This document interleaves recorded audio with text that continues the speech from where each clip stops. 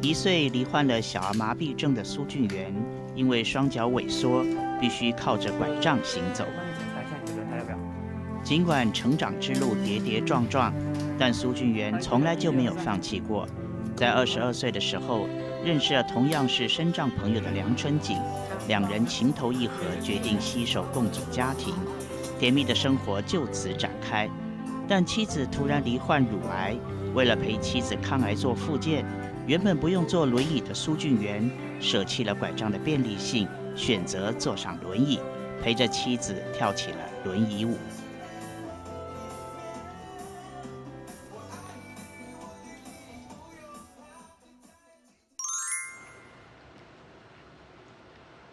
小时候因为罹患小儿麻痹的关系，从小就在地上爬行，这让我产生了自卑和没有自信心。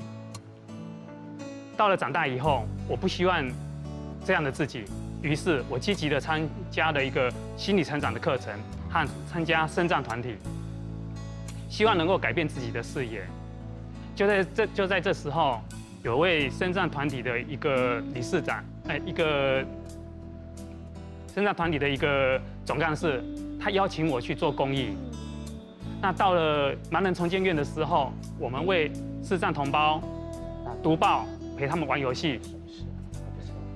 那这时候呢，他们呢又用他们的美妙的歌声跟我们做分享。经过这样子的时候，给我很大的启示。原来生命纵然有不完美，纵然有缺陷，但只要肯付出，就能为彼此带来快乐和温馨。那我的公益的这条路就在这里展开，然后我的恋情也在这里展开。民国83年的时候，我和那位总干事结婚，生了3个小孩，然后看着小孩子一天一天的长大，心中有说不出的喜悦。也因为这样子，让我们感觉到，让我们忘记说，小儿麻痹带给我们夫妻在生活上的种种不方便。到了民国94年的时候，太太发现罹患了乳房癌，整个生活变了样。癌症，它让我感受到，原来死亡距离我那么近。当时我真的是不知所措，我心里充满了害怕，充满了恐惧。那我这时候，我又不敢让我的太太知道说我很伤心、很难过，常常一个人躲在角落上这样子暗自的流泪，生怕我这样的伤心难过增加她的一个负担。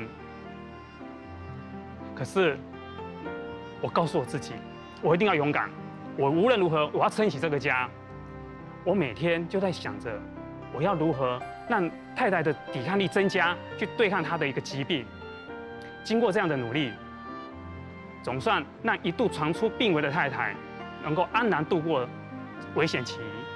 我们因为复健的关系，我们接触了轮椅舞蹈，能够和太太一起坐在轮椅站上国际舞台，是一件令人很兴奋、快乐的时间。可是呢，对我而言，实际上看到太太这个左手拿掉26颗淋巴结的左手能够正常的活动，其实才是我最大的欣慰。其实，在太太生病的这段期间，我也曾经生气和埋怨。但是当我想起我们一起走过死亡带来给我们的阴影的时候，我自问：一口气若没了，还有什么好争的？我相信，只要夫妻齐心，就没有过不去的苦。我相信，只要夫妻齐心，石头也能炼成金。谢谢。